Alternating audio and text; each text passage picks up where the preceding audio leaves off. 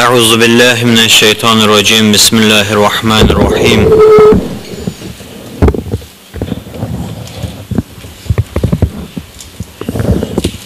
Esselatu vesselamu ala hayrin halqillah ve xatemen nebiyyin Ebu'l Qasimi Muhammed sallallahu aleyhi ve alihi ve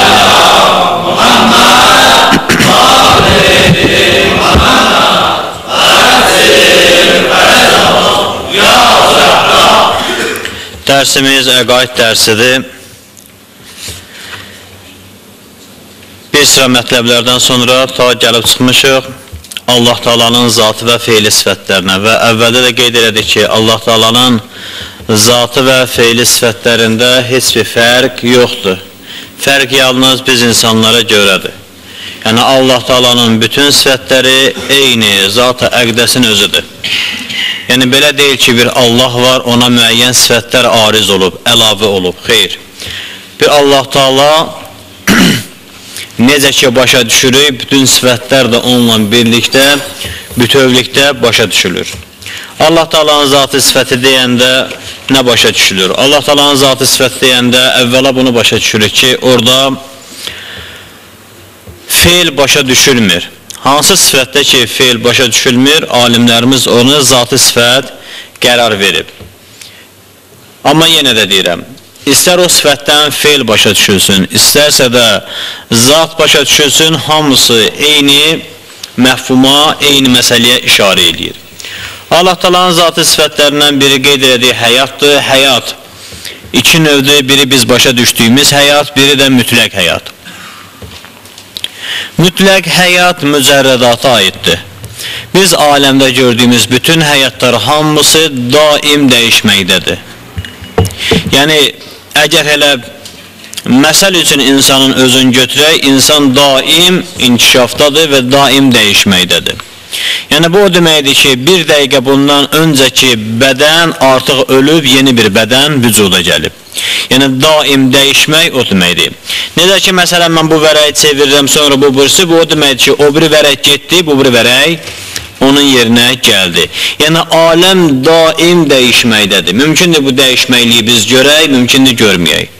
Dəyişmək o deməkdir ki, biri gedir, o birisi onun yerinə gəlir. Yəni, biri ölür, məhv olur, o birisi onun yerinə gəlir. Və ya məhv olmur, funksiyasını əldən verir və yenisi onun yerinə gəlir. Bu, biz başa düşdüyümüz həyatdır, gördüyümüz həyatdır. Amma Allah Taala'nın ki, zatı sifəti həyatdır. Həyat bu mənanı kəsb edir ki, yəni yaşayışın özü. Yaşayışın özü. Yəni, mütləq bütün bəşəriyyətə yaşayışı Allah Taala özü əta eləyir. Və alimlərimiz mücərrəd mövzusu ilə bir neçə müqəddiməyə gətirirlər Allah Taala'nın mütləq həyata varid olmasını qeyd edirlər. Buyururlar ki, hər bir mücərrəd həyata məhkumdur. Hər bir mücərrəd. Əlbəttə, indi kimsə istəsə bu sözdə irad tutsun, tuta bilər. Amma sırf mövzumuza aid olarsa, iradsız o sözdür. Yəni, başqa bir yöndən yanaşsalar fəlsəfəsər, bu sözdə iradı var, bəli. Hər bir mücərrəd həyata məhkumdur və Allah Taala mütləq mücərrəddir, bəs nəticədə Allah Taala həyatın özüdür. Məsələn, ruh. Dəfələrlə bu misalı vurmuşuq. Ruhla bədənin bir-birinə olan münasibəti. Bir dəfə səhv eləmirsə Mövlananın da şeirini izah elədik burada. Bugün bu bədən öz təravətini ona görə saxlayıb ki, ruhla əlaqədərdir. Ruhla əlaqəsi kəsilən bədən öz təravətini saxlaya bilməz. Bir neçə müddətdən sonra öz zahiri təravətini də əldən verəcək və nəhayətdə çürüyəcək. Bugün canlı aləmdən gedir söhbət. Hansında biz təravət görürüksə, deməli özünə məxsus ruhu var. Və üç növ ruh qeyd edirlər, ruh nəbati, yəni bitkilərin ruhu inkişafdadır. Ruhu heyvani ki, heyvanlarda olan ruhdur və ruhu insanı və mələkutu ki, insanda olan ruhdur. Yəni, biz bu ruhlara əxlaqı nöqteyi nəzərdən yox, əxlaqın özündə də bəhs olunur bu ruhlar, əxlaqı nöqteyi nəzərdən yox, sırf həyat çərçivəsindən baxanda bunu başa düşürük ki, o varlığın ki, ruhu var, deməli, tərabəti üstündədir, yaşayır. Nə üçün? Çünki ruh mücərrəddir və həyata məhkumdur. Mücərrəd olan heç vaxt dəyişmir, əvəz olmur, daim bəsitdir. Belə deyil ki, insan inkişaf elədikcə onun ruhu da inkişaf eləyir. Onun ruhu da inkişaf edir. İndi kimsə sual verə bilər ki, ruhun kamilləşməsi, təkamülü, onun inkişafıdır, yoxsa yox, xeyr. Allah Teala ruhu kamil şəkildə xəlq eləyib. Sadəcə o kamalın özündən insan nə qədər istifadə eləyə bilər, bu bəhsdir. Yoxsa ruhun özü elə kamildir. İkinci məsələ qüdrət məsələsidir.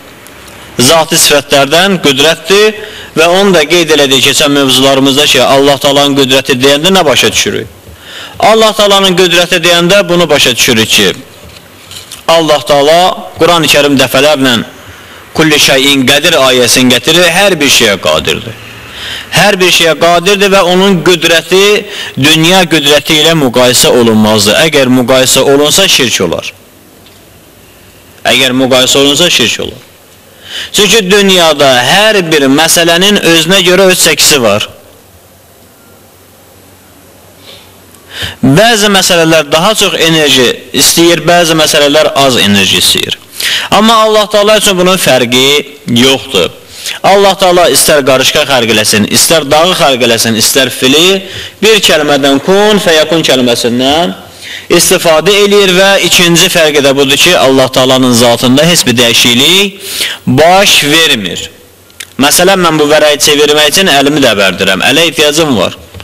Allah Taala nə isə dəbərmək istəyirsə və yaxud da nə isə xəlq eləmək istəyirsə, onda heç bir dəbəriş və heç bir ikinci bir fəaliyyət işə düşmür. Allah Taala hər bir şeyə qadirdir öz qüdrət çərçivəsində. Yəni o şey ki, dəyişməyə imkanı var, Allah Taala onu dəyişə bilər.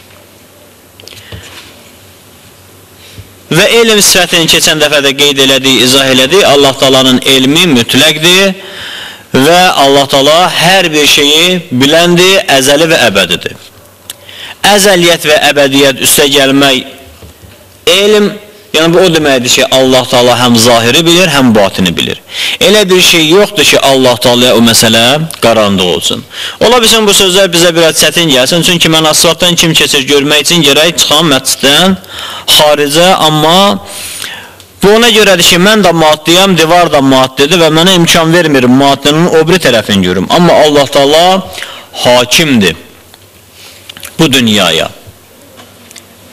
Bir Krişnaist öz övladına Allah'ı iki yolla başa salır. Soruşur ki, atasından, Allah hardadır? Ona su gətirir, suyu iç, suyu içir. Deyir ki, suda nəsə tam istəyirsən, deyir, bəli. Deyir, bax orada da Allah var. Suyun tamında da Allah var. Sonra övladının əlində əncir olur. Deyir, əncili böl, yarı bölür. Deyir, onun içində nə var? Deyir, xırda tumları, dənəcikləri. Deyir, onu da böl. Əncirin tumu çox balaca olur. Onu da bölür, deyir, bax, Allah orada da var. Yəni, elə bir yer yoxdur ki, Allah Taala o yerdə olmasın və Allah Taala'nın elmi o yerdə hakim olmasın. Mütləq şəkildə Allah Taala hər bir şeydən xəbərdardır. Və növbəti Allah Taala'nın feili sifətlərinə gəlirik. Yaradan və xaliq olmaq. Keçən mövzularımızda izah elədik Allah Taala'nın xəllaqiyyətin, xaliq olmağın ki, insanla olduqca fərqlidir. İnsan nə isə xəlq eləmək üçün onda dəyişiklik baş verir və ya xəlq etdiyi hər nədirsə onda da dəyişiklik baş verir. Amma Allah Taala xəlq eləyərsə nə onun xilqətində dəyişiklik baş verir, nə də Allah Taala'nın özündə bu məsələ baş verir. İkinci məsələ Rəbb olmaqdır. Rəbb iki növdür. Biri təkvini qeyd edirlər, biri təşrii. Biz bu məsələləri çox da dərindən baş vurmuruq. Təkvini deyəndə bunu başa düşürük ki, Allah Taala biz istəsək də, istəməsək də bizim Rəbbimizdir, bizim sahibimizdir, bizim yaradanımızdır. Biz istər bundan, bu məsələdən üz çevirək, istərsə də iman getirək. Allah Taala'nın rububiyyətində heç nə dəyişməyəcək. Heç nə dəyişməyəcək. Allah Taala mütləq pərverdigardır, mütləq yaradandır və xaliqdir. Yəni Rəbbimizdir, sahibimizdir. İkinci təşri'i məsələdir. Təşri'i məsələdə Allah Taala bir növ Allah Taalanın bizim üzərimizdə olan hakimiyyətindən söhbət gedir. Yəni hakimiyyət deyəndə həmin şəriət öz bəndələrinə nəyi halal bilir, nəyi haram bilir. Yenə də bəndə Allahın haramın, yəni haram buyurduğun yerinə yetirsə Allah Taala üçün heç nə dəyişmir. Yəni kimsə Allah Taala'ya üsyan eləyir, Allah Taala deyir, məsələn şərab içmə, bu şərab içir, yenə də ilahi rububiyyətdə heç nə dəyişmir. Ümumiyyətcə, bütün məxluqatdan nəzərə alaq, heç biri qadir deyil ilahi rububiyyətdə, Rabbaniyyətdə nə isə dəyişsin, mümkün deyil. İki dəlil əsasən. Birincisi budur ki, Allah Taala mücərrəddir, bəsitdir, bəsitdə heç bir dəyişiklik baş vermir. Dəyişiklik həmişə mürəkkəb məfhumların, anlamların işidir. İkincisi, bu məxluqat ilahi qüdrətin qarşısında o qədər acizdir ki, onda heç bir şey dəyişə bilməzlər. Yəni Allah Taala təsir qüvvəsinə, yəni təsir qəbul etmə qüvvəsinə malik deyil. Növbəti sifəti uluhiyyət sifətidir. Uluhiyyət sifəti xüsusən Xristiyan aləmində olduqca çox geniş mövzudur. Kitabı məsələyə toxunmuruq. Çünki Xristiyan aləmində həm Hz. İsa'nın uluhiyyətindən, ilah olmağından, ibadətə layiq olmağından söhbət gedir. Həm Ruhul Qudusdan bəzilərinin məqsədi budur ki, xüsusi mələkdir. Bəziləri deyirlər ki, yox, elə Hz. Cəbrail əleyhissalamdır. Bu məsələdə uluhiyyət məsələsi, yəni ibadətə layiq olması məsələsi var və növbəti Allah Taala'nın özü. Bu məsələ biraz Xristiyan aləmində qarışıqdır. Amma İslam aləmində uluhiyyət niyə deyirlər? Uluhiyyət bu deməkdir ki, yəni Allah Taala ibadətə layiqdir. İndi yenə də əvvəlki cümləmizdən istifadə edirik. Biz istəsək də, istəməsək də Allah Taala ibadətə layiqdir.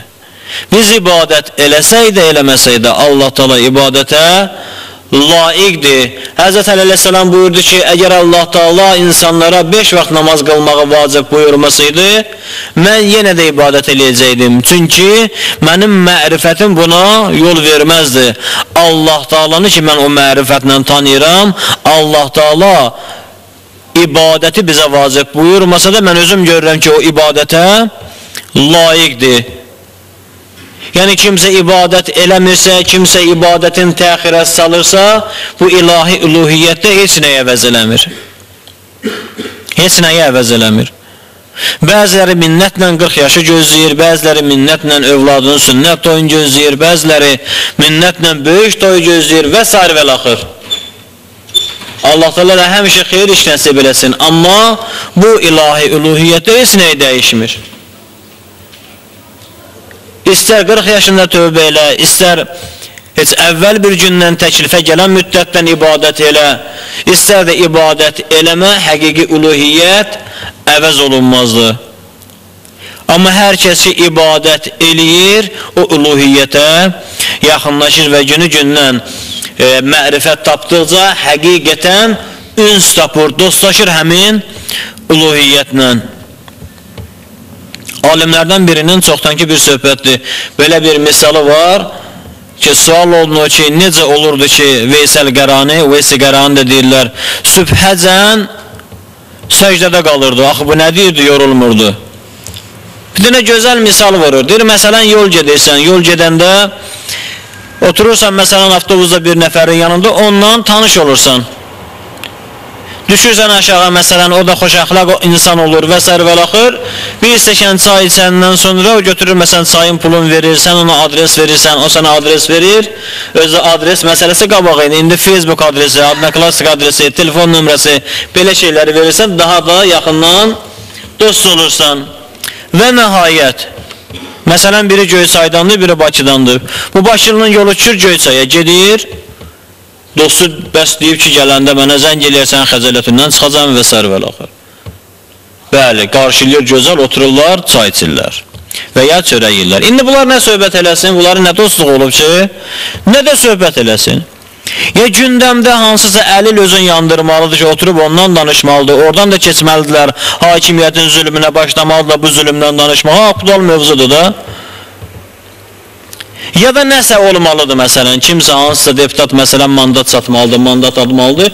Yəni gündəmdə olan söhbət. Amma sırf bunların dostluğuna aid olan nədənsə bunlar danışsınlar, yoxdur. Çünki bunların birlikdə xoş xatirələri olmayıb. Nəhayət, avtobusda birlikdə olublar, gedib düşüblər məsələn Gəncədə.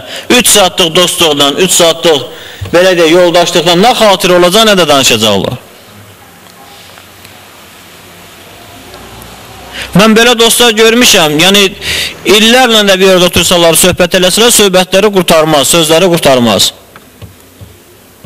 Yəni istəmirdim, misalı da özümdən vuram, mənim bir dostum var, Rusiyada yaşayır. Biz 6 ay birlikdə qaldıq, 2 dənə qravat var idi, üzr istəyirəm, qravatın bir həmisi boş qaldı. O qədər danışırdı, bir qravata uzanırdıq, danışır, ikimiz orada yuxutturdu. 6 ay o qravatın birində yatan olmadı. Bugün də gəlsə həmin məsələdir. Adam ki o şeylə üns tapır, dostlaşır, dostla söhbəti qurtarmaz. Məsələn, Hacı Əbəlfəzlə Hacı Taliyə bir otağa qalsan, 1000 ildə qalsalar sözləri qurtarmaz. Bəli, bunlar 3 saat ərzində xüsusi dostluqda nə danışacaqlar heç nə. Nəhayət bunu deyə bilərlər ki, onda necə getdin, çatdın, əla. Bəs sən, mən də. Sonra qutardı. Yenə qaydacaqlar bir sarı hakimiyyətin üstünə, mövzu yoxdur. Söhbət eləmək üçün dost olmaq lazımdır. Söhbət etmək üçün, söhbətdən yorulmamaq üçün dost olmaqla, arada məhəbbət olmalıdır. Veysel Qarani Allahla dostuydu. Dostun dostla söhbət olar. Səhərəcən də danışarsan, səhərdən axşama kimi də danışarsan. Yəni dostla nə vaxt danışdın, yorulmarsan. Veysel Qarani Allah Taala'nın dostuydu, Allah da onunla dostuydu. Sübhəcən hər nə qədər dərd ediləsələr, hər nə qədər danışsaydılar, sözləri, söhbətləri qurtarmazdı. Xüsusən o bir dost, məsələn, səndən biraz yüksək məqamda ola, insan özün bir müddət onun müqabilində zəif hiss eləyə, onu hər nə qədər tərif eləsə, hər nə qədər onsun danışsa ki, o da əhsən desin, təhsin eləsin, bunu doymaz. İndi o ki, ola Veysel Qarani və Allah. Ya Həzrət Əli əleyhissalam səhərə kimi 1000 rükət namaz qılırdı, doymurdu, dostuydular. Peyğəmbərimiz o qədər ibadət edirdi, ayaqları şişirdi, axırda Allah Taala ayə göndərir ki, niyə özü əziyyət edirsən, bəs dini bu qədər zülümsün göndərmədik ki? Allah Taala özü Peyğəmbərimizə bunu bir növ təskinlik üçün deyir ki, bəs mən səndən razıyam. Yəni bu qədər ibadət edirsən, ayaqların şişir. Bu o demək deyil ki, Peyğəmbərimiz ibadət edirdi ki, elə bu kəlməyə görə, bu cümləyə, bu ayəyə görə, xeyr. Peyğəmbərimizin elmi mütləq idi. Peyğəmbərimizin elmi, mərifəti Həzrət Əli əleyhissalamdan da üstün idi. Həzrət Əli əleyhissalam ki, sübhə kimi 1000 rükət namaz qılırdı, doymurdu. İndi Peyğəmbərimizin mərifəti ki, ondan daha da üstündür, üçün mütləqdir. Elmi mütləq Peyğəmbərimizin yanındadır. Həzrət Əli əleyhissalam Peyğəmbərin şagirdi idi. İndi Peyğəmbərimizin haqqı var idi ki, səhərə kimi ibadət eləsin. Çünki o mərifət ki, Peyğəmbərimizdə var idi, o uluhiyyəti ki, Peyğəmbərimiz dərk edirdi, gərək elə Peyğəmbərimiz sübhə kimi ibadət eləsin. Bəli, uluhiyyət yəni Allahın ibadətə layiq olması və bütün yaradılışın, məxluqatın, xilqətin üzərində ilahi hakimiyyətin olması. Növbəti sifət iradədir. İradəni bəzi alimlər gəlirlər, zati sifətdən qərar verirlər, bəziləri feili sifətdən qərar verirlər. Biz yenə də deyirik ki, bunların arasında heç bir fərq yoxdur. Amma zati sifət sırasında gətirənlərin öz dəlilləri var və ya feiliyyətdə də yenə də hər alimin öz dəlili var. Məsələn, bəzi hədislərimizdə də İmam Sadiq əleyhissalam, İmam Baqir əleyhissalam hədislərində iradə sifəti feili sifətlərin sırasında düzülür. Mən elə başa düşürəm ki, Ayətullah Misbah Yazı da bu kitabda o hədislərə istinad edib, amma əqli şəkildə ki, gətirir burada, baxırsan ki, elə zatdan qərar verir, sadəcə bəlkə hədislərə görə cürət eləməyib. Ayətullah Cəfər Sübhani hər ikisində qeyd eləyir ki, həm zati sifətli, həm fe'li sifətli iradə. Çünki Allah Teala ki, iradə eləyir, kun fəyəkun kəlməsi ilə xəlq eləyir, bir növ bu iradədə müəyyən cüzü də olsa, fe'liyyət, hərəkət başa düşülür. Yəni, hər bir insan əlində bərdir, çay içir, konfet götürür, məsələn, qənd qabından bu iradə istəyir. İndi bu iradə o qədər adiləşib ki, biz məsələn, hər dəfə özümüzə əmr eləmirik ki, qənd götür. Çay varsa, məsələn, söhbət eləyə də olsa, fikrin çayda olmasa da əl birinci qəndə gedir. İndi bu bizim üçün adiləşib, adi olub. Amma biz iradə eləməsək, beyin siqnal verməsə, əl konfetə uzanmaz. Bu məsələ belədir. Bu iradədir. Amma Allah Teala'nın iradəsi bizim iradəmizdən olduqca fərqlidir. Çünki biz konfeti götürmək üçün iradə eləyib götürürük. Amma Allah Teala'da bu məsələ fərqlidir. Allah Teala iradə eləyir və Allah Teala'nın iradəsi də mütləqdir. İndi bəziləri gətirirlər bunu, deyirlər ki, Allah Teala iradə eləyəndə insanlar kimi onda heç bir dəbəriş baş vermir. Mən iradə eləyirəm, əlim dəbərdir. Çünki baş vermir, nədir? Zati sifətdir. Bəziləri deyirlər ki, xeyr, o iradədən sonra bu feiliyyət doğduğuna görə kuniyyət, yəni ol, o da olur. Bu doğduğuna görə nədir? Feili sifətlərdəndir.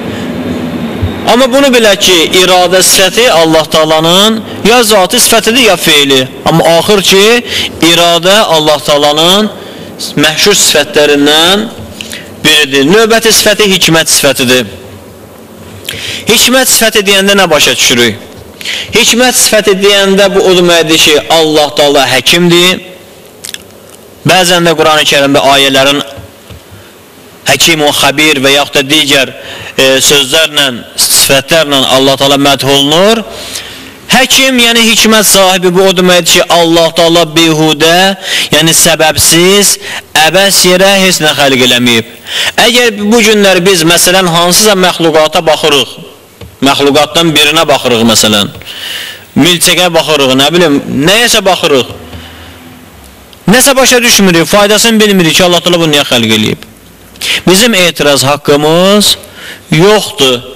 Çünki biz xilqəti başa düşə bilmiriksə, o demək deyil ki, əbəsdir. Adicə, bunu da qeyd edeyim ki, bəzi məxluqatlar var gözlə görünür, bəzi məxluqatlar var gözlə görünmür. Amma yenə də canlı olaraq, məsələn, var. Xüsusən, məsələn, Allah Teala bu paslanma, çürümə, bu şeyləri yaratmasaydı, yəni paslanmada hansısa reaksiya gedir, nəsə nəyisə yiyir ki, məsələn bu paslanır, aradan gedir. Çürümədə də həmçinin müəyyən dəyişikliklər baş verir. Əgər bunlar olmasaydı, dünyanı elə zibil götürüb gedərdi. Dünyanın hər yeri zibil olardı. Bu tullantılar ki var, gündəlik. İndi baxın, amma bunlar yoxdur.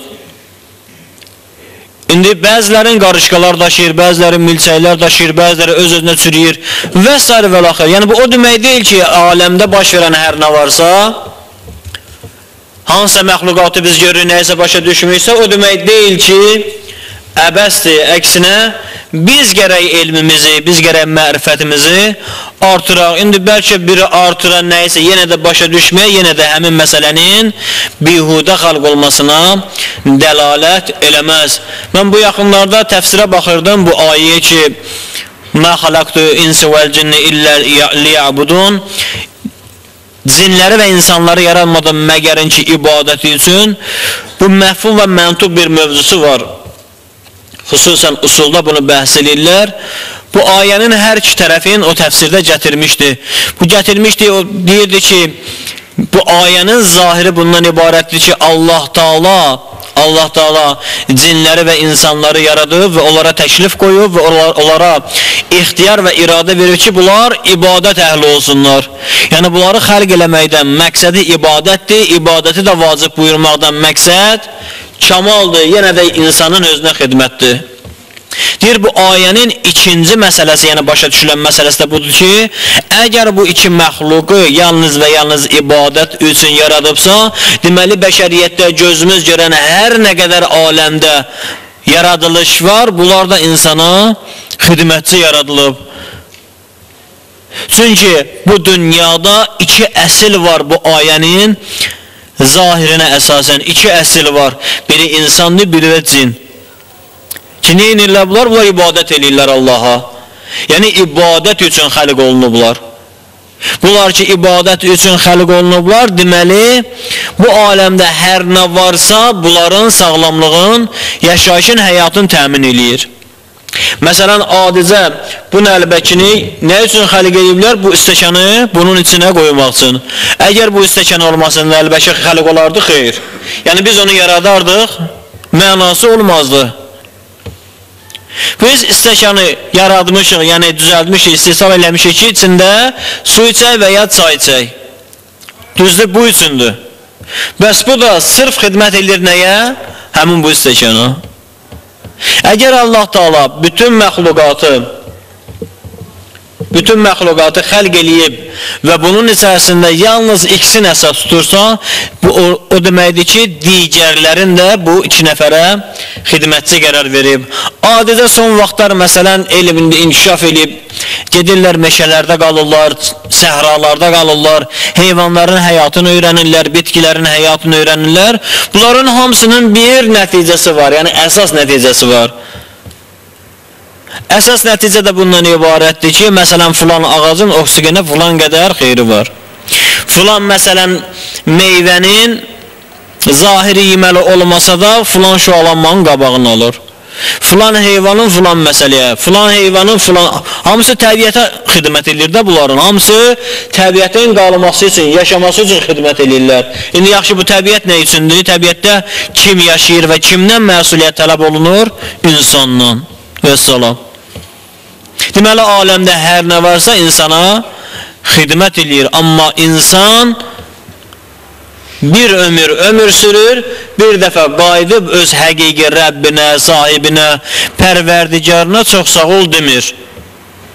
Deyəndə də minnət tərkibli olur. Çox az bir hissə dünyada baxın, neçə milyard insan var, onun nə qədəsə həqiqi ibadət edir. Çox az bir hissəsi. Yəni, o milyardın müqabilində milyon ibadət eləyən yoxdur. Milyon ibadət eləyən yoxdur. Yəni, həqiqi Allaha ləbbeyk deyən yoxdur, çox azdır. İmam Zeynəl Abidin aleyhissalam və İmam Sadiq aleyhissalamın hədislərinə müraciət eləyəndə, məsələn, adicə həc məsələsində deyir ki, maşallah bu il nə qədər həci var idi. İmam ki, orada işarə eləyir ki, burada cəmi 4 dənə həci var, həqiqi həcci qəbul olunmuş həci var, qalanları yalnız və yalnız qarevin başına, yəni qaradaşın başına təvaf eləyirlər. Elə baxanda da heç kəs yəqinən deyə bilməz ki, onun ibadəti qəbuldur. Həzrət Əli Əleyhisselam buyurur ki, insanın zəifliyi və bədbəxtçiliyi bu yerdədir ki, günah eləyəndə müqabilində bilir ki, əzab olunacaq. Bilir ki, bu günahın əzabı var, amma savab eləyəndə bilmir ki, qəbuldur, yoxsa yox. Amma yenə də insan bundan savabı az eləyir. Məsələn, baxanda ki, biz nə qədər dünyamız üçün fikirləşirik, məsələn, telefon alaq, notebook alaq, ev alaq, maşın alaq, filan alaq, bankda pul olsun, bu olsun, bu qədər ki, fikir eləyirik, aya bu fikrin nə qədəsin biz axirətimiz üçün eləyirik? Bu qədər ki, dünya üçün çalışırıq, nə qədəsin axirət üçün eləyirik? Nə qədəsin axirət üçün çalışırıq? Adicə, məsələn, bir xanım evdə yeməyi pişirməyə 1 saat yarım vaxt sərf eləyir. Hələ o yeməyin hər bir şeyinə diqqət edir ki, yeməyi dadlı çıxsın. Amma kim ibadətin dadlı çıxmağı üçün, məsələn, dəstəmazı halından alır? Çox azdır. Çox azdır, elə içi mən qarşı. Nə qədər dəstəmaz alanda halla alırıq, halımız var, ilahi ibadətə gedirəm, nə bilim iqaməni deyəndə bir hal tutasan, nə bilim Allah-u Ekberə deyəndə filan, nə qədərdir bu? Geçsin. Yəni adicə dünyaya verdiyimiz dəyər qədər lazım deyil. Dünyaya verdiyimiz dəyərin 1% biz ibadətimizə xərc eləmirik. İstər vaxt baxımından, istər ləzzət baxımından. İstər vaxt baxımından, istər ləzzət baxımından. Bəli, mövzumuz hikmət mövzusudur. Yəni ilahi sifətlərdə qeyd elədik ki, bəşəriyyətdə, aləmdə, xilqətdə hər nə görürsə, hamısının öz xilqəti var və hamısının öz hikməti var ilahinin yanında. İlahi feillərdən növbəti Allah Taala'nın kəlamıdır. Allah Taala'nın kəlamı nəzərdə tutulur.